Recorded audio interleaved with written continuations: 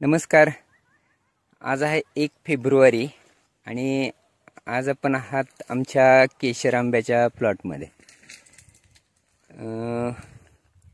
काय वस्तुस्थिती आहे, गेल्या वर्षीपेक्षा यावर्षी साधारणतः सर्वच बागा म्हणजे 15 दिवस म्हणण्यापेक्षा पूर्ण एक महिना लेट आहेत. गेल्या वर्षी ज्या आंब्याची सेटिंग आत्ताच्या कालावधीमध्ये म्हणजे मोठी साधारण लिंबाच्या आकाराची होती, तिथं आत्ता या आकाराची सेटिंग तुम्हाला बघायला मिळेल. हे बघा, हे अशी सेटिंग म्हणजे सगळ्याच बागा ज्या आहेत त्या साधारण लेटच आहेत गेल्या वर्षीपेक्षा. पण तरीसुद्धा म्हणजे आता ह्याचं कारण काय, हे बघा सुंदर सेटिंग आहे. सेटिंगला काही अडचण नाही तशी. दिसते का तुम्हाला? बघा, दिसतंय? हे बघा, खूप आहे सेटिंगचं, काही विषय नाही जेवढा प्रॉब्लेमचा. हे बघा, आता ह्याच्यापेक्षा मोठे पण आहेत, म्हणजे साईज काही हीच असं नाही. हे बघा, छान आहे. सेटिंगला काहीच प्रॉब्लेम नाही आहे. खूप सुंदर सेटिंग आहे पहिल्या स्टेजमध्ये. आता ही काय परिस्थिती आहे, अजून काही ठिकाणी असा पण आहे. बघा, दिसतंय? ह्या स्टेजमध्ये पण आहे, म्हणजे फ्लॉवरिंग स्टेजमध्ये पण आहे. ह्याच झाडाला अशी सेटिंग पण आहे. आणि ह्याच्या जवळचं झाड तुम्ही बघितलं तर हे बघा, हे दिसतंय का? बघा, आत्ता मोहर आलेला आहे, म्हणजे अजून बाहेर पडतोय काही ठिकाणी. हे बघा, इथं अजून एकदा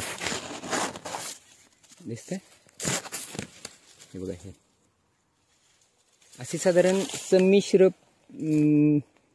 अशी परिस्थिती संपूर्ण बागेमध्ये आहे. याच्यापेक्षा मोठा पण आहे, मी तुम्हाला दाखवेन पुढे जसं जाईल तसं.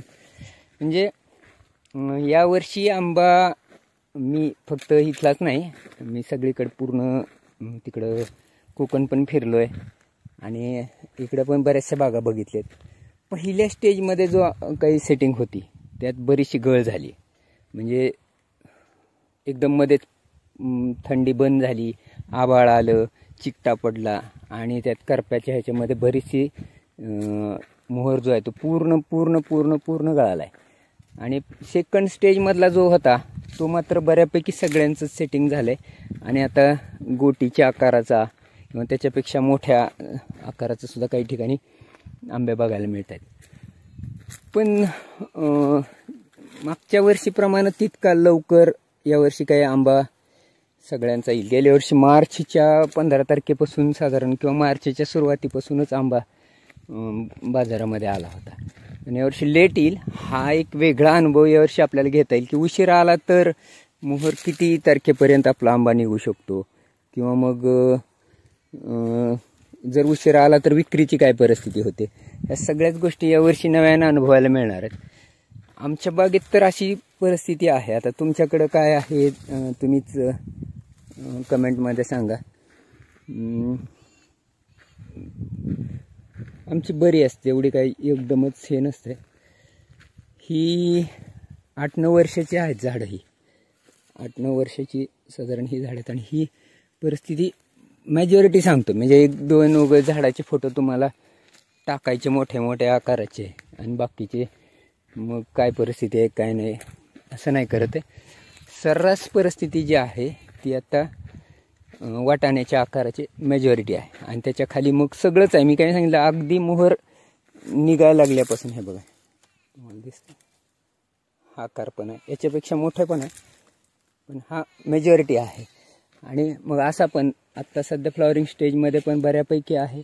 म्हणजे अशी ज्यावेळेस बाग असते त्यावेळेस काय करावं हे लक्षात येत नाही नेमकं. बाबा काय सेटिंग पूर्ण झालेल्या आंब्याला घ्यावं फवारणी, त्याच्या हिशोबानं घ्यावी, नवीन मोहर निघतोय त्याच्या हिशोबानं घ्यावी, का अजून बारीक बाजरी एवढी सेटिंग आहे त्याच्या हिशोबानं घ्यावी, कोणत्या फवारण्या कराव्यात, पाणी कसं सोडावं, हे सगळे विषय आपल्यासमोर असतात.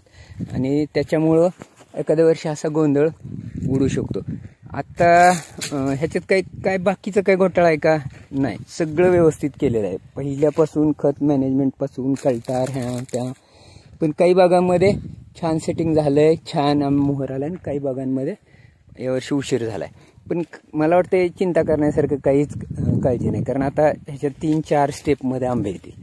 सुरुवातीचे जे आंबे आहेत, कदाचित तसं झालं तर सुरुवातीचे जे आंबे आहेत ते आपल्याला चांगला भाव देऊन जातील, आणि थोडा मधल्या स्टेजमध्ये जो आंबा आहे तो भावाला थोड्या अडचण करू शकतो.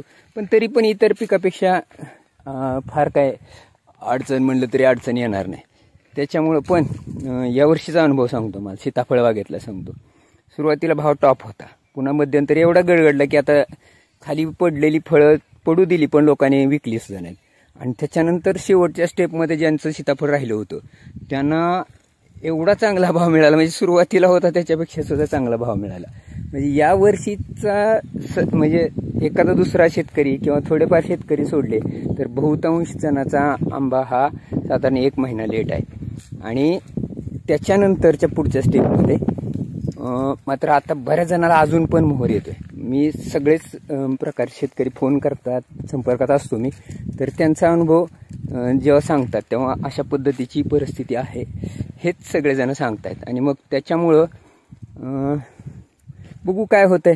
पण साधारण जरी हा मोहर लेट आला तरी सुद्धा या मोहरातून तयार होणारे जे आंबे आहेत ते किंवा सेटिंग थोडं उशिरा झालं तरी सुद्धा हे जेव्हा आता पुढच्या कालात, आता इथून पुढचा जो कालावधी असतो म्हणजे वाटाण्यापासून पुढं साधारण अंड्या एवढा आंबा जेव्हा होतो तेव्हा फार फास्ट ग्रो होतो आणि त्याची साईज पण लवकर वाढते.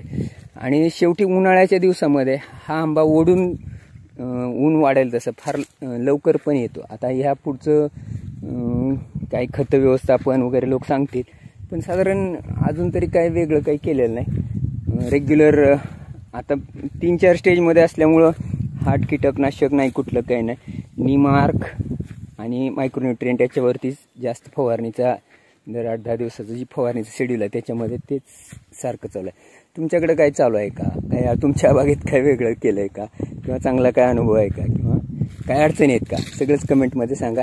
नक्की आपण त्याच्यावरती चर्चा करू. पुन्हा भेटूया पुढच्या स्टेजमध्ये आंब्याच्या. तोपर्यंत नमस्कार, धन्यवाद.